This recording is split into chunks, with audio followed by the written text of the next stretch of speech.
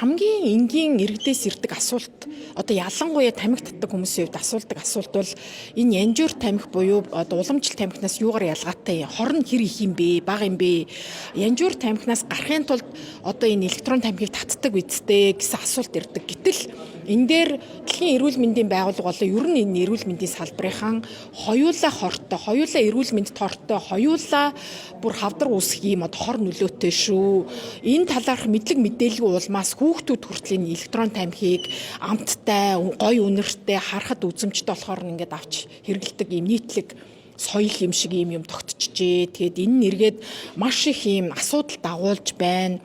За хөвгүүдийн одоо 4 хүүхэд тутмын нэг нь гэдэг юм уу? Охтын одоо 5-6 хүүхдийн нэг тутам нь ядаж одоо энэ тамхиг татаж үтсэн зарим нь бол бүр дондох хэлбэрт орцсон ийм статистик тоо үзүүлэлтүүд байгаа юм аа. Тэгэхээр хамгийн гол нь энэ залуу үеэ, ирээдүйн хойч үеэ үр хүүхдээ энэ хорт зуршлаас хамгаалах, энэ донтолтоос хамгаалах зайлшгүй шаардлага үүссэн учраас энэ тамхины хяналтын тухай хуулинд электрон тамхи болон бусад энэ олон төрлийн тамхиудыг оруулахын нэмэлт өөрчлөлт яригдж байгаа. Тэгээ гол одоо орж байгаа асуудал юу вэ гэхээр мэдээж татвар буюу одоо үнэнд тодорхой хэмжээний татваргүй явж байгаа штэ. Тогтоосноор энэ нь өөрөө эргээд худалдаа авагчдын хэрэглээний тоог бууруулнаа. За зөвшөөрөл зүгээр электрон бараагийн орж ирж байгаа. Энийг бол болиулна буюу зөвшөөрөл лицензийн асуудал яригдана.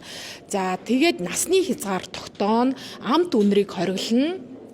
За тэгээд лангуун дээр шууд нүдэнд харагдах үс байралтай байж болохгүй. Яг янжуур тамхи шиг адилхан одоо тодорхой хэмжээний хязгаарлалтуудыг тавина. Тэгээд сурталчилж болохгүй. За олон улсын түвшинд юу вэ гэхээр 30-аад орнууд энийг бол маш одоо нарийн бүр зохицуулсан байдаг. Одоо тухайлбал Сингапур, Япон одоо бусад улсууд энэ электрон тамхиг бол бүр тас хориглолцсон хэрэгэлдэггүй. Одоо Бээжин хот ч гэсэн гэдэг юм уу. За мөн одоо бүр одоо хил дамсан сурчлагаа байгаад энэ онлайн байгаа учраас гаднаас одоо дотооддоо сурчлагыг хориглосон ч гэсэн гадаад улсаас цахим хэлбэрээр орж ирэх магадaltaй. Энэ дээр бас маш нарийн зохицуултууд байна. За тэгээд гайл хил дээр бас хяналт шалгалт маш нарийн байна. Одоо электрон тамхиг оруулж ирэх магадaltaй учраас хяналт нарийн тавигдж байна.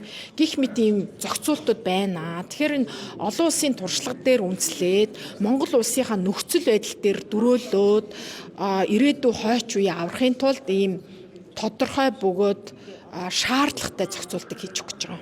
Тэгэхээр бас электрон тамхиг одоо нэг татах цэгүүдэг бас тий бас тий. Одоо энэ татах цэгүүд дээр бас анхаарал хандуулах одоо хаасаагүй татчих. Тий. Одоо энэ хамгийн сүүлийн судалгаагаар энэ дэлхийн эрүүл мэндийн байгууллага Монгол дахь салбар нь Сингапураас одоо тусгай одоо мэрэгчлэнүүдийг авчираад энэ оны эхний хэдэн сард судалгаа хийсэн байна. Яг энэ электрон тамхиг төвд хотын төвөөс захтуу гэд ингээд 4-5 сургуулийг сонгож аваад 250-аад сурагчдын дунд судалгаа хийсэн байна. Мөн нөгөө талдаа байршлыг судалсан байна. Тэгэхээр энэ төвд илүү одоо хотын цахаас илүү төвд байгаа цэгүүд олон байна. Төвд залуучууд хүүхдүүд одоо татах нь илүү байна гэсэн юм судалгаа гарсан. За энэ тамхинд электрон тамхинд яагаад ороод ийн вэ гэдэг шалтгаан нь хортой гэдгийг мэдэхгүй байна. Ерөөснөө харахад нэг хөнгөн харагдаал тэгээд энэ инфлюенсерүүд гэж ярьдаг тэр хүмүүс татчихээн, эцэг эхчүүд, томчууд өөрсдөө татчихээн. За тэг хараа хяналт сул байна. Тэг бас нэг том шалтгаан нь сэтгэл гутрал байна. Одоо сэтгэл гутрал хямрал 10 жилийн хүүхдүүдэд янз бүрийн шалтгаанаас байгаа штэ. Нэг том шалтгаан гэр бүл салалт. Гэр бүлийн одоо тухгүй таагүй орчин. Тэр одоо хямралыг давахын тулд сэтгэлээ одоо энэ тайтгарл авахын тулд бас электрон тамхиг амархан учраас татаад байна. Тэгээ мэдээж нөгөө нэг шалтгаан нөгөө үнэр нөгөө амт тэнгүүд нөгөө хортойг нь мэдгүй учраас байнгын татдаг. Бараг зарим нь ингээд бариад унтчихна гэж байгаа. Одоо өдөрт дотол нь 10 удаа ч гэдэг юм. Эсвэл минут тутам татчихна гэдэг эрүүл мэндийн яамны хүмүүс төрийн нарийн бичгийн дарга өчтөр илжилээ шүү дээ. Тэр энийг нөгөө хортой хөнөөлтөйг нь мэдгүй хар гайгаар бүр донтолт нь ихсээд таталт нь ихсээд байгаа. Одоо яаралтай хариу арга хэмжээ авахгүй бол цаг бол алдаад байгаа л гэсэн үг шүү. Эерэг бүхнийг Сүбэдэ Цэгмэнэс